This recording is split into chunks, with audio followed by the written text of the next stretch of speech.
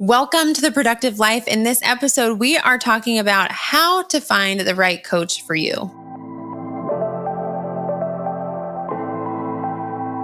Welcome to the Productive Life podcast hosted by me, Megan Minns. This is the podcast for entrepreneurs who want to be more productive in their business and their personal life. Because as a business owner, your business and personal life are connected, and we can't talk about one without talking about the other. Each week, you'll learn about productivity, organization, personal development, self-care, business strategies, and more. And now, let's get started.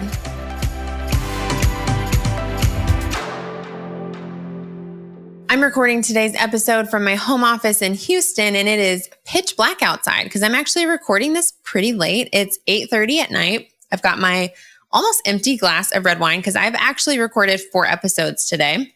And I usually don't record this late, but I try to just do things that feel good when they feel good. And I am in a pretty good groove with recording episodes right now. So I figured let's go ahead and do another one.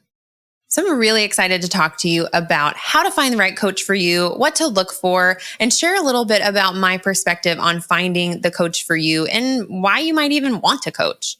So I think we need to start there. If you've never worked with a coach before, why do you need a coach? Do you need one? What's the whole thing with coaching? And I think the best way to describe it is a pretty cliche example, but I have found it's just the one that makes the most sense to the most people. It's that if you look at any professional athlete or performer or singer or anyone who's a professional anything, they have a coach, whether it's a coach that helps Tiger Woods win the Masters, or if it's a coach that helps whoever just won the basketball tournament that just happened. Y'all, I'm sorry, I'm not like the most sportsy person, but you get the point. Athletes in particular are known for having coaches. And while I don't want to have to go down this whole sports metaphor of how we are high performers as business owners and we need coaches, the same principles are true that I really believe that no matter what you do, whether you're a coach, a service provider, a course creator, or you maybe have a physical business, who knows, anything and everything, even if you're just a professional working a job that you love, a full-time job or a part-time job, I really believe that a life and business coach can be so transformative to the way you play your game, whatever that game is. I have worked with coaches on and off since I started my business, and I was definitely working with coaches while I was side hustling and while I was fully self-employed.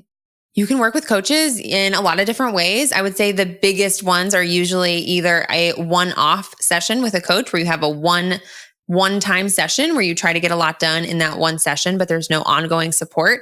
And on the other end, usually some kind of ongoing relationship. And I am talking mostly about one-on-one coaching here, but this could apply to a group coaching program as well, probably. I really love working with a coach for a few different reasons. I think it's really great to have someone in your life that you can talk to about your business without ever feeling an ounce of guilt. Because if no one in your personal life is an entrepreneur, it might feel like it's hard to talk to someone about it. And if you're a solopreneur, or maybe you have a team, but you don't feel like you have that person you can just access and talk to about your business, then this is going to be a game changer for you because it feels so good to just have that permission to just share your ideas and talk about your problems and have a partner in solving them. And usually you also want to work with a coach because you want to learn something. You want someone who can teach you how to do something that you, maybe not strategies like that you don't know how to do, but who can really help you identify problems that maybe you're not identifying, who can give you help you come up with some creative solutions for them, give you some new insights, hold you accountable, be your partner in achieving your goals. That's what I really like to look for. And I have worked with mentors and coaches and in all different capacities, and they're all incredible. I really want to zero in on this conversation about how to find the right coach for you. And this is very fresh on my mind because I actually just hired a new coach. So I actually did stop working with my coaches when I started working full-time in February of 2018. I think I had some weird mindset block around the idea that once I was an employee, I didn't need a coach because I didn't have my own dreams anymore. I don't know. It wasn't a healthy story to tell. So I don't even worry about it. It was not the right approach mentally because I just really like having that kind of support no matter what I'm doing professionally. But I haven't worked with a coach since then. I did actually do one-off session with a coach that I really like in the summer of 2018. And that was great. But I recently, in the past few months, have been realizing that I really need that support. I need that help, especially as I start doing more with my business again. I'm looking to grow. I'm stretching myself in new ways, challenging myself in new ways. And I have some pretty big goals for this year. And I was really feeling like there were moments where I was hitting some resistance, where things felt hard, where I felt stuck, that I wished I had a partner to help pull me out of that, help me work through that, help me push past that. And I felt like I didn't really have that. Even though I had some friends I could talk to and I could like mention it to my husband or some of my friends, in real life, it wasn't the same thing. I really needed someone who knew strategies to help me push through that resistance, help me see things from a different perspective, challenge me in a way that I want to be challenged. And so for the past few months, I was kind of putting it out there that I was looking for a coach. And really, I would say the past 2 weeks got very serious about it. So what I'm about to outline for you is exactly what I went through to find the right coach for me. And y'all, I'm so excited to be working with my coach. We've already been talking this week. I have my first real call with her tomorrow. And you found the right coach when you're just like, can't wait to have your first call with them. And you just get so excited. So these steps have really helped me find the right coach for me. So I'm really excited for them to help you find the right coach for you too. Okay, so let's dig in. So really, these are just questions that I'm going to walk you through that you need to ask yourself and answer in order to guide you through finding the right coach. So the first thing you need to ask yourself is, what do I want to accomplish? So take a few minutes and write down what you're actually trying to achieve right now, whether it's in the next 90 days, the next year. Like, what are you striving towards? What are you trying to build or grow or launch, or what goals are you trying to hit personally or professionally? You need to start there, because once you know what kind of goals you're trying to hit, it's going to help inform you on what kind of coach you need, and maybe making sure that you are finding the right coach who can help you with those specific things. So first, take a few minutes and map out exactly what you're trying to achieve right now. The second question is, where do you need help? Where are you getting stuck? You're probably not looking for a coach unless you're realizing that there's moments of resistance. There are things that hold you back. There are things that make you feel stuck and like it feels hard and you don't know how to keep going and you don't know what to do next and you feel a little lost in it. And that's pretty normal when you're going through phases of growth, but you can find someone to help you get through those. So what is holding you back? Where in the process are you getting stuck? Like, what are the things that really are proving challenging for you? One thing for me recently, just to help put an example to this, was mindset issues. I've been really leaning into exploring mindset for the past few months, and I'm loving it. And I feel like I've grown so much in this area. But as I step into this next level of my business, I realized that a lot of fear and uncertainty and resistance came up when I had the moment where I could do something radical to step into that next level. I froze, and I pretty much had a week. This was last week. I pretty much had a week where I froze and I got stuck and I just did nothing. Like, I did nothing that helped me towards my goals, even though I was working and I had my job and I was like doing things and I was being productive. As we've talked about, it's not just productivity for productivity's sake. It should be intentional. And so I totally did the thing that I know better than to do, but I got stuck. I froze. I froze in this mindset of fear and insecurity and doubt and overanalyzing myself and feeling like I didn't know enough and who am I? And an explosion of mindset issues came up out of the blue. And even though I have some tools in my tool belt to work through those, doing it alone wasn't getting me there. It was a whole new level that I haven't ever experienced crossing that threshold before. And the tactics I thought I knew how to cross it weren't helping me. I was still stuck. And I was stuck because I was able to hide being stuck. No one else knew I was stuck. No one on Instagram knew I was stuck. No one on my email list knew I was stuck. It was this little hidden secret. And so I could just be stuck and no one knew. And I just was having this moment as I was stuck. How many times am I say that word in this podcast? That I was like, if I just finally had the coach, I know they would help me get through this. They would hold me accountable. They would have identified this. They would give me tools and tactics and support in pushing through this and challenge me. And I was like, that's what I need. So that was really pushed me over the edge with working with my coach. But where are you stuck? Is it mindset? Is it strategy? Is it doubting yourself? most of it's probably mindset related when you boil it down, but like maybe it's not. Maybe you don't know where to start. Maybe you don't know the next step. Maybe you don't know the strategy. Maybe you need help in a lot of different ways. So where are you getting stuck? The third question to ask yourself is, how much support do you want right now? I have definitely been in phases where I don't want an ongoing coach. I just want a one-off session. That's all I need. Let's get in, let's get out. I'm good. And then there are other times, like for me right now, where I know I need ongoing support. If you're in a period of really big change, you probably might, I don't want to make you do whatever you want. In my experience, when I'm in big periods of change, I like ongoing support because I know that there's a difference between planning for the change, being in the midst of the change, and then dealing with life after the change. So I'm going through some big changes right now in my life, and I knew that I wanted someone to help me through all parts of that transition and that change.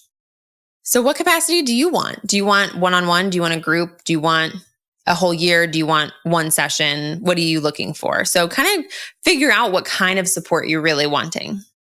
Then at this point, after those 3 questions, you should be able to have a good idea for what kind of coach you're looking for. And hopefully you have a few people in mind already. So I want to go ahead and stop you that if you're at this point and you have no coaches, like you don't even know who to work with, maybe like stop here. I mean, the rest of the questions are going to be helpful as you look at people. So I mean, keep listening. But I would say before you come to step 4, you really want to probably have a few people in mind. So when I was just recently hiring my coach, I had a few coaches that I worked with previously, some people I've been connected with recently on Instagram, some people I've been following and really like what they're doing. And I had a few people in mind already of who I thought I wanted to work with. So after asking those 3 questions, I moved on to question 4. And again, you can keep going even if you don't have that list, but it's the most effective when you do have a few people kind of in play already. So the 4th question is, are they the people that you're considering working with and learning from? Are they living the life that you're trying to live? And is their business the type of business you're trying to build? And that's a pretty broad question, but it covers a lot of things. So for example, if you are if you're a coach, let's say you're a coach and you don't want to do sales calls, then you shouldn't work with a coach who's going to teach you how to do sales calls if that's how they make their money. You should work with a coach who has a successful coaching business without sales calls. Does that make sense? So you want to make sure that whoever you're working with is embodying that life and business that you're aspiring to build, that you're working towards, because you want someone who can help you get there. Now, maybe they don't have to be like the most, they don't have to be 100% perfectly living that life. They're a millionaire, but more of like, what are they embodying? And is that what you're trying to embody? Do they have the same perspective as you? That was really important for me, especially recently. I'm really trying to build a business where it's based around fun, which is just the complete opposite direction that I've ever gone in. I've always come at it from like a strategic reverse engineer of your goals, which I'm not saying is bad. I still obviously do that to an extent, but I've really been trying to shift gears and think about it from a different perspective of saying, I want to record this episode because it feels fun. I literally wouldn't be recording this episode right now if it didn't feel fun. And when I came and sat down here to record, guess what? I actually planned on doing several different episodes, but they didn't feel fun. So I did different topics. So it's a very different perspective for me. I'm not trying to hustle 24/7. I'm not trying to fill every single slot on my calendar. I'm not trying to do all the things and do the most. I'm really trying to do less and have a higher impact and enjoy my life more and have it all. So I really want to make sure I'm working with a coach who's doing those things. I don't want to learn from a coach who's working 60-hour weeks because I don't want to have 60-hour weeks. I want to work with someone who still binge watches Netflix and who reads romance novels and who has time to work out and take care of themselves and has this luxurious morning routine. Like those are the things that I'm trying to strive for and incorporate in my life. So I want to make sure I'm working with someone who's doing that and embodying that already. So you want to make sure you're doing the same. So my examples don't need to be your examples. Maybe you do want to work with someone who's just hustling and like crushing it and doing all this stuff. Like, awesome. My examples are just to help kind of make this make more sense. Then the last question that I think you should ask yourself when you're evaluating who to work with and who's the right coach for you is, do you want to talk to them? Is this a person that you love talking to. You can't get enough of them. They feel like a friend. Not that you have to be best friends, but that you feel like you can be yourself with. Feel comfortable. You don't feel like you have to like hide or show a different version of yourself. You can come to the conversation truly being you, and that you can't wait to talk to that person, because you want your coach to be excited to talk to you. But as the client, you want to be excited to talk to your coach. You should look forward to those calls. You should be engaging with their stuff on social media because you just can't get enough of their stuff already. Like, ideally, you're a pretty big fan, and not in like, I don't want to sound too extreme about it, but ideally you like this person. You believe, you support them.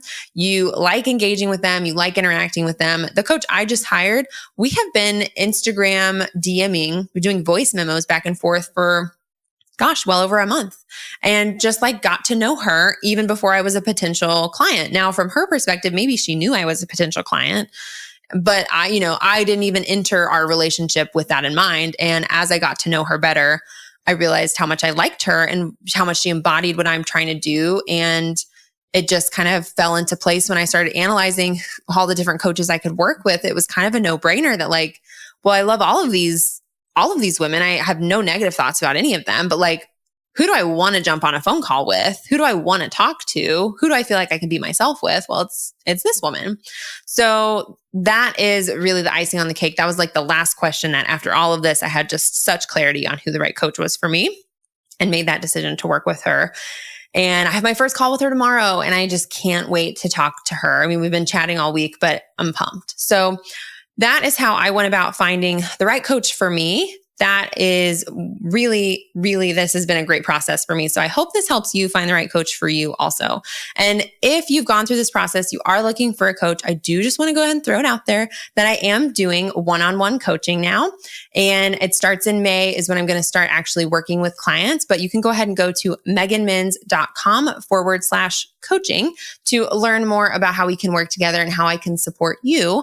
And I really hope you do go through this process. And if you go through these and I seem like someone you might want to work with, reach out. And I would love to help you both personally and professionally achieve your goals and overcome all the different ups and downs that it can take to get there. But I totally believe in you and know that you can do it. So that is how I found a coach. I also coach. I totally believe that all coaches should have a coach. And I really hope you found this valuable. If so, please be sure to share it. I would love to hear from you. And again, if you want to work together or want to learn more, be sure to go to meganminns.com/coaching. And I can't wait to hear from you. I'll see you in the next episode.